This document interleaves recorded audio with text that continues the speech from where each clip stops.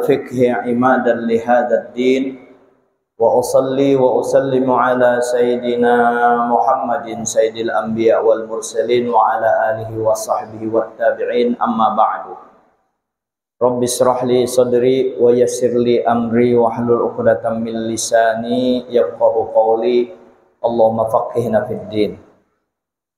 Jamaah salat fardu zuhur dan jamaah majelis taklim ba'da zuhur Masjid Raya Darussalam yang dimuliakan Allah.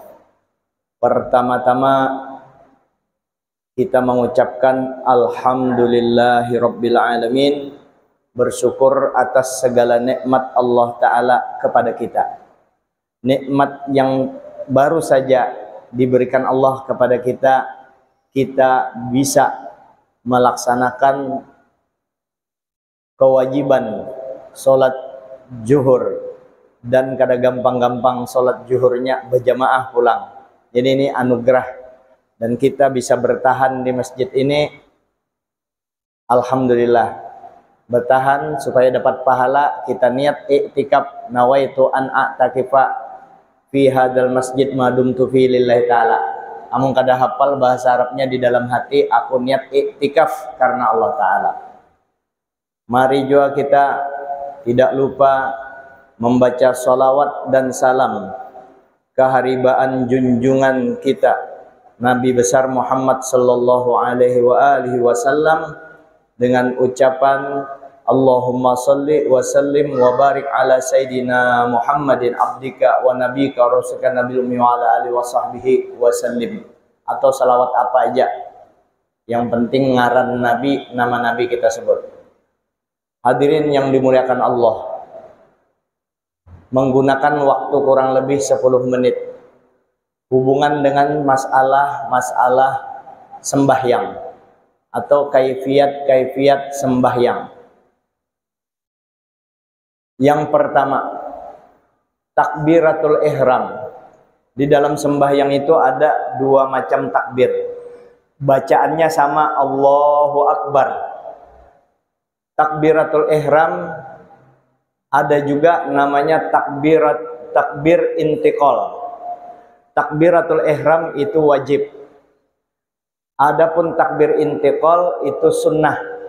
Kalau takbiratul ihram ditinggalkan, maka rukun kada dapat, maka sholatnya diulang kembali. Tapi untung aja karena masih di awal. Jadi apa yang namanya takbiratul ihram? Yang namanya takbiratul ihram itu bacaannya Allahu Akbar. Nampak-nampak roknya di hujung tuh nah. Jangan pujungan membacanya Allahu Akbar. Dianuakan, dipasih-pasihkan, pokoknya bar ro di ujungnya dibaca tafkhim, dibaca tebal, Allahu Akbar, bar, nah, Allahu Akbar. Nah, itu jadi itu ngarannya takbir. Adapun mengangkat tangannya itu sunnah, kada wajib.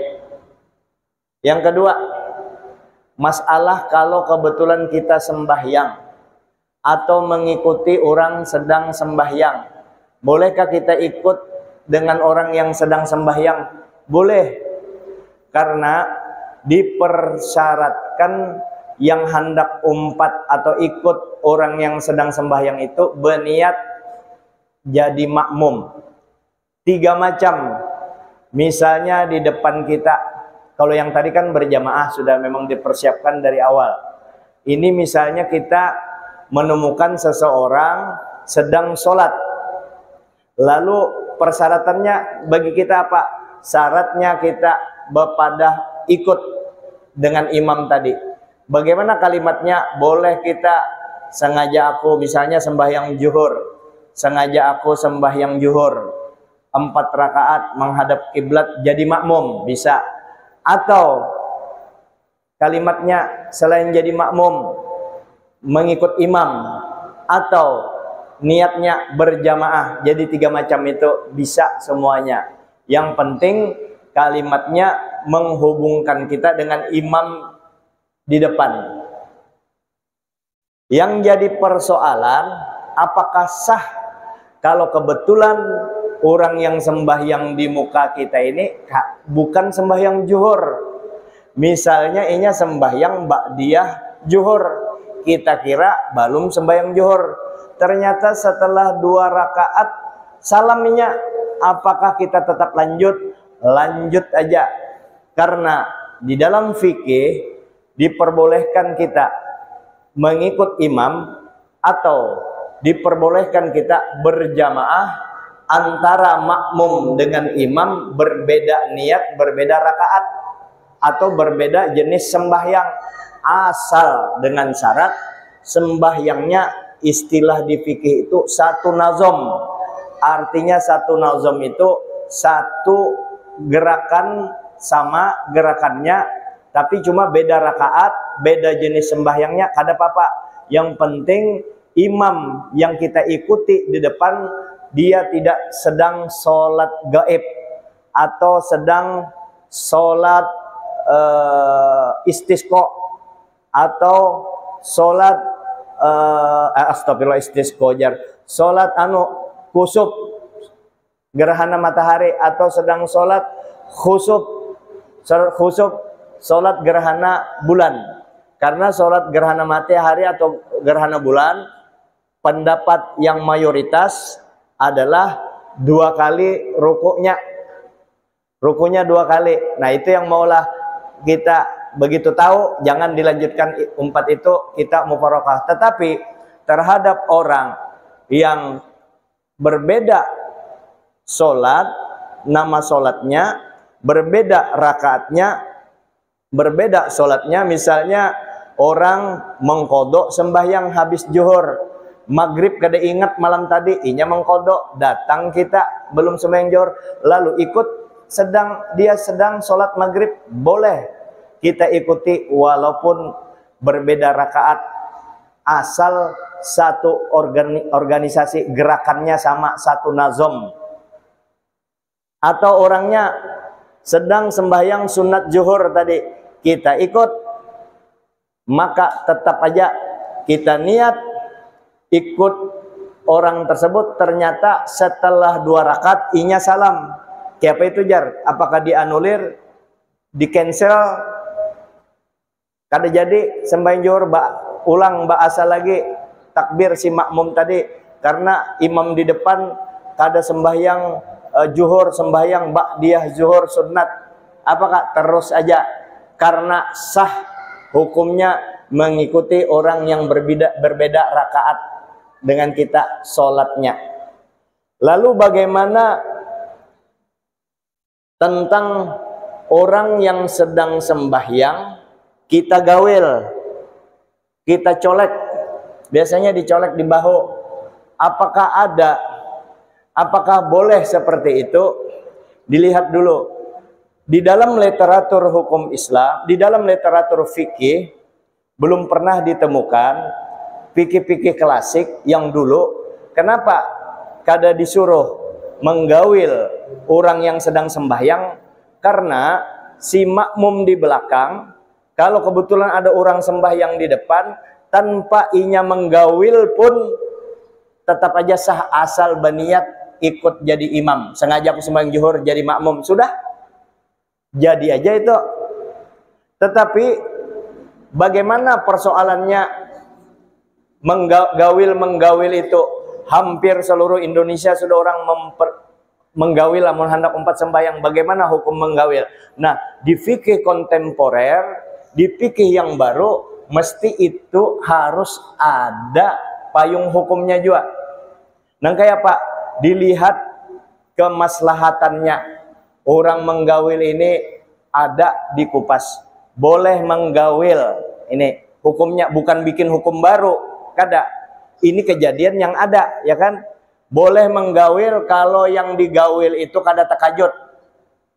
Kalau misalnya kita tahu yang digawil ini orangnya latah, habis kacau, kada mengganggu. Kenapa diperbolehkan menggawil? Ada baiknya juga, supaya si imam di depan tahu ada penumpang baru. Yang kedua, andai kata imamnya laju benar, sama orang sembahyang sorangan kan boleh inya laju. Yang penting batu makninah. karena ada penumpang di belakang, ibarat laju mobil 90. Lajunya 90 karena ada penumpang jadi 50 aja lagi. Nah, itu menyesuaikan karena imam perlu melihat kadar makmum yang di belakang. Nah, 2 sudah. Berapa sudah masalahnya? 2, 3 sudahlah. Sambil pian persiapkan 10 menit selesai nih. Yang ketiga, ini hanya mau ulang kaji. Mau ulang kaji terhadap kita yang biasa masbuk.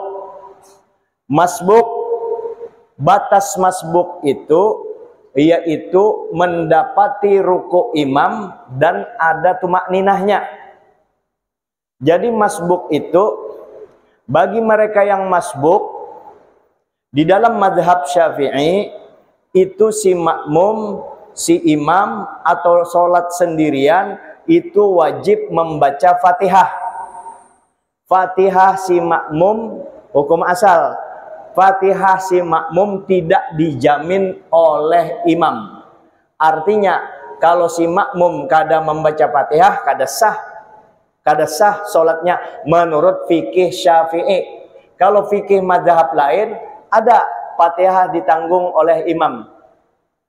Artinya kalau ada orang kada membaca Fatihah di belakang imam, biar aja, berartinya memakai fikih mazhab lain.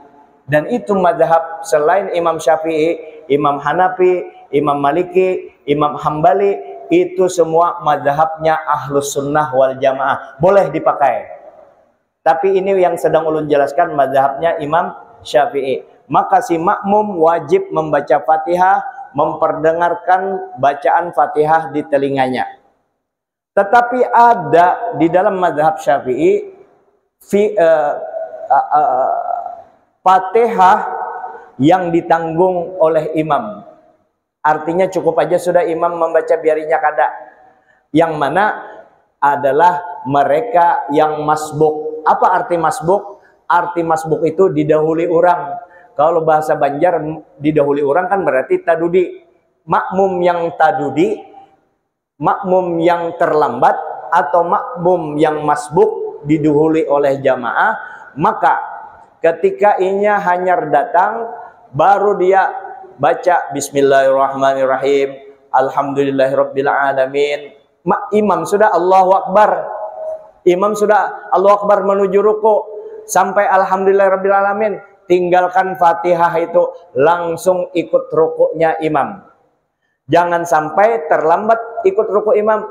Jangan sampai kada dapat rukuknya imam. Begitu imam ruku juga kita supaya dapat rakaat yang itu walaupun kada tuntung membaca Fatihah.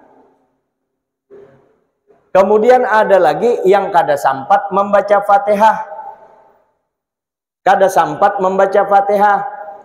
Hanya takbir Allahu Akbar, imam sudah ruku, itu kadusa lagi membaca Fatihah, langsung ikut ruku imam.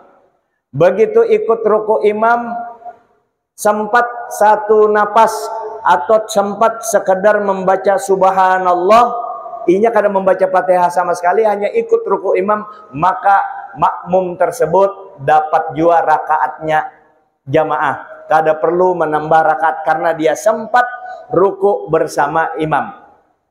Ada juga yang sempat ruku bersama imam tapi kada dapat tumakninahnya. Arti tumakninah itu kada bergerak sekadar senapas bersama imam di rukuknya. Imamnya turun Allahu Akbar, si makmum hanya datang, ini berlambat-lambat Allah. Begitu makmum Allah bersama juga ruku dengan imam tapi kada sempat tumakninah. Begitu Allahu Akbar, Allahu Akbar kada sempat senapas, Allahu Akbar, imam naik, maka ini menambah rakaat. Kenapa jar? Maka sempat ruku, batasnya kan ruku. Memang dia ruku tapi kada mendapatkan tumakninahnya imam, maka ini menambah. Kalau yang seikong hanya takbir Allahu Akbar si makmum, imam langsung ruku, inya ruku juga Allahu Akbar, sempat senapas Sami Allahu liman hamidah. Nah ini dapat rakaat. Yang tadi kada dapat rakaat Allahu Akbar, imam turun ini hanya Allahu Akbar, begitu bar imam Allahu Akbar juga. Ini kada dapat karena kada dapat tumak ninahnya imam. Ada lagi yang nyata kada dapat juga. Ini rukuk juga bersama imam tapi tasulisih Allahu Akbar, imam turun Allahu Akbar, begitunya turun belambat pang. Allahu Akbar, imam naik. Nah, tasulisih. Nah, kayak itu. Maka ini nyata kada dapat. Ada lagi yang nyata benar kada dapat. Hanya takbir imam sami Allahu liman hamidah. Sampai imam sujud, anyar takbir itu langsung aja sujud tapi menambah rakaat. Kesimpulannya pembatasnya adalah ruku bersama imam dan dapat tumak ninahnya si imam tadi. Saya kira ini dulu yang dapat saya sampaikan. Saya silahkan, siapa tahu ada yang ditanyakan, satu atau dua orang silahkan, terutama terhadap masalah yang disampaikan tadi. Ya.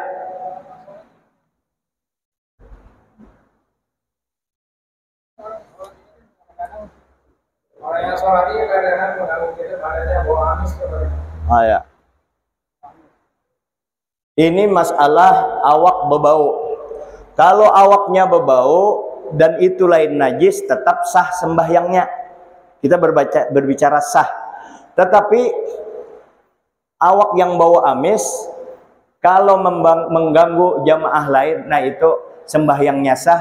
Tapi haram-haramnya Pak, haram mengganggu penciuman orang, otomatis mengganggu kehusuan orang lain.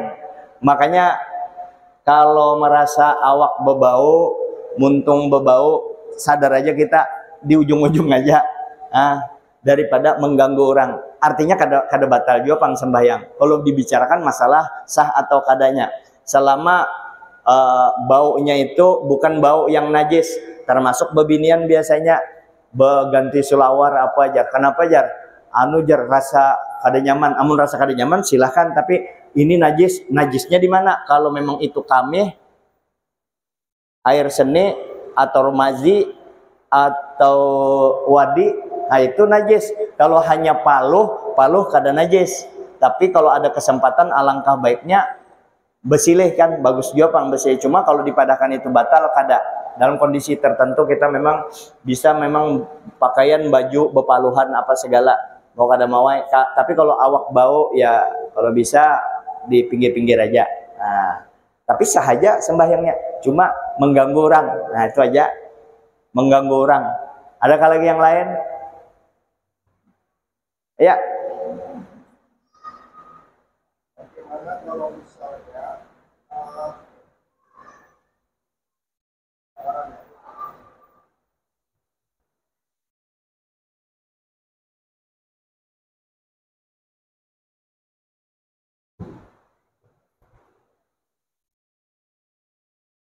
Assalamualaikum warahmatullahi wabarakatuh. Salam.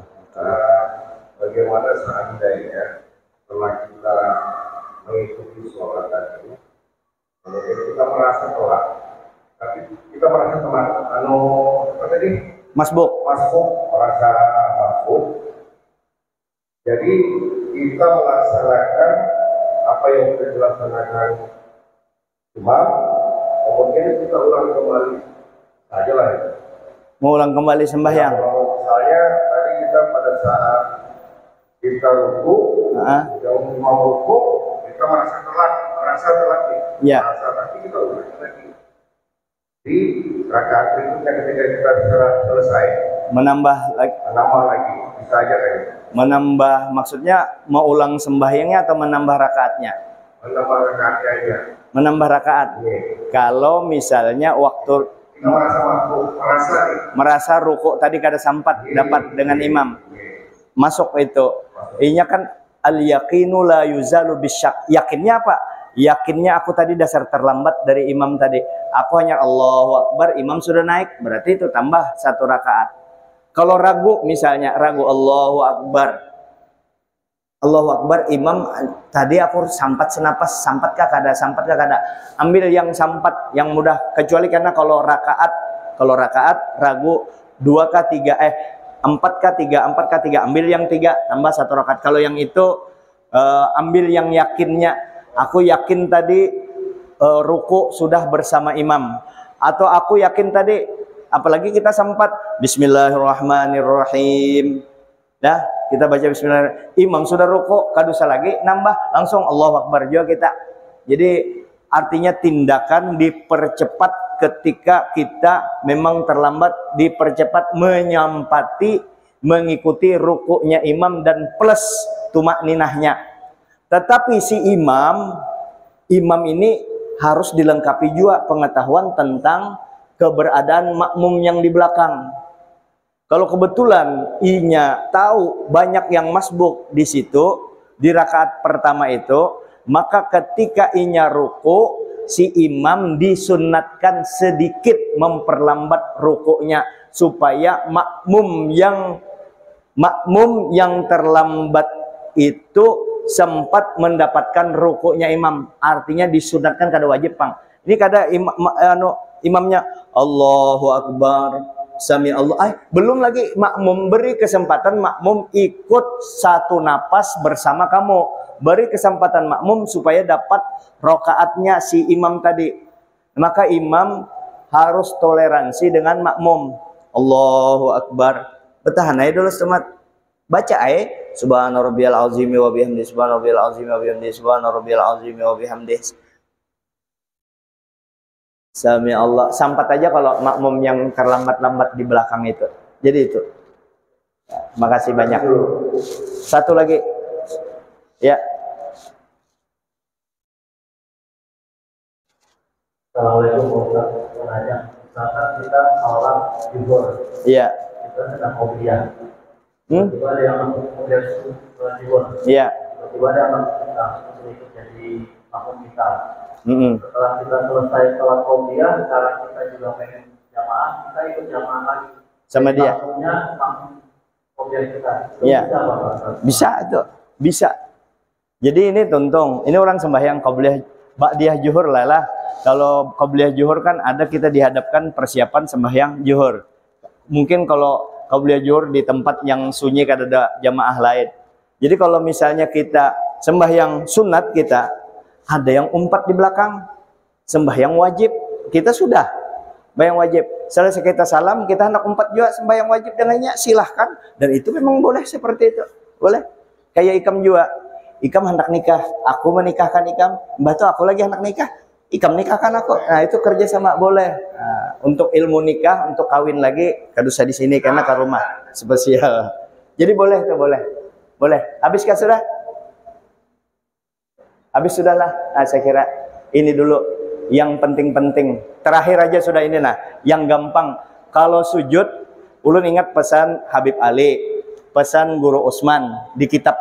Ternyata setelah diperiksa di beberapa kitab, ternyata di antara 9 syarat sahnya sujud, waktu sujud itu batis, perut jari batis dikenakan lantai kayak ini nah ini yang penting.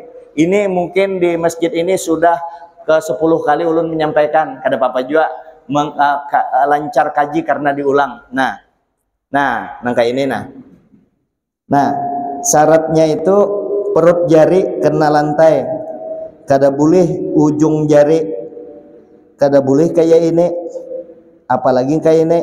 Nah, jadi perut jari kena lantai. Nah itu bonusnya. Sudah tuntung juga kalau 10 menit. 10 menit ya kalau. Nah, embahnya apa lagi? Makanan kah? Ya selesai. Terima kasih banyak. Terima kasih kepada Ustadz Hipni, ya panitia Masjid Raya yang mengundang ulun untuk hadir di tempat di masjid ini. Karena kita sambung lagi masalah yang kawa digawi aja, ya pesan juga dengan bubuhannya, walaupun dari langit kurangnya maajari pian ilmu kada bersembahyangan bepada sampai jangan didangari. Nabi yang diulahkan contoh lawan kita, Nabi kita contoh kita, Nabi sembahyang. Siapa lagi pian contoh amun kada bersembahyangan? Apa yang hendak dibawa menghadap Allah amun kada sembahyang? Hebat banar ka nyawa itu. Adakah Allah Ta'ala memberi daftar atau list bahwa Ikam sampai orang-orang yang sudah dijamin kada, amun kada dijamin Allah Ta'ala sembahyang aja menandakan kita sebagai hamba Allah Subhanahu wa taala, menandakan bahwa kita adalah umatnya Nabi karena Nabi kita sembahyang. Kalau Bapak dah sampai dustainya, Nabi kita tuh bukan sampai lagi setiap saat bersama Allah, Nabi tetap sembahyang. Artinya yang diikuti Nabi, jangan yang lain. Itu pesan yang penting, karena di Samarinda, di pojok-pojok kota itu banyak pengajian-pengajian yang kayak itu. Bapak dah sampai, keramputinya pian, jangan hakun, diwaluhinya. Saya kira ini yang dapat saya sampaikan. Hadanallahu wa iyyakum ajma'in. Al-Fatihah. A'udzubillahi minasyaitonir rajim. Bismillahirrahmanirrahim. Ya kana na'budu wa iyyaka nasta'in. Ihdinas siratal mustaqim. Siratal ladzina an'amta 'alaihim ghairil maghdubi 'alaihim. Bismillahirrahmanirrahim. Alhamdulillahirabbil alamin. Allahumma shalli wa sallim wa barik ala sayyidina Muhammadin wa ala alihi washabihi ajma'in. Allahumma anfa'na bima 'allamtana wa 'allimna ma yanfa'una wa zidna 'ilma. Alhamdulillah ala kulli hal. Wa na'udzu billahi min hali ahli an-nar. Salka hubbaka wa hubba ma yuhibbuka wa hubba kulli 'amalin yuqarribuna ila hubbik. Rabbana atina fid dunya hasanah wa fil akhirati hasanah qina adzabannar. Sallallahu alaihi wasallam. Alhamdulillah rabbil alamin. Masyaallah la quwwata illa billah. Allahumma salli ala Muhammad. Allahumma salli alaihi. Makasih. Allahumma salli ala. Makasih. Allahumma salli ala Muhammad. Allahumma salli alaihi wa sallim. Allahumma salli ala Muhammad. Allahumma salli alaihi wa sallim. Allahumma salli ala Muhammad. Allahumma salli alaihi wa sallim. Allahumma salli ala Muhammad Rasulullah. Ya Rabbi salli alaihi wa sallim Habibullah. Taqabbalallahu minkum.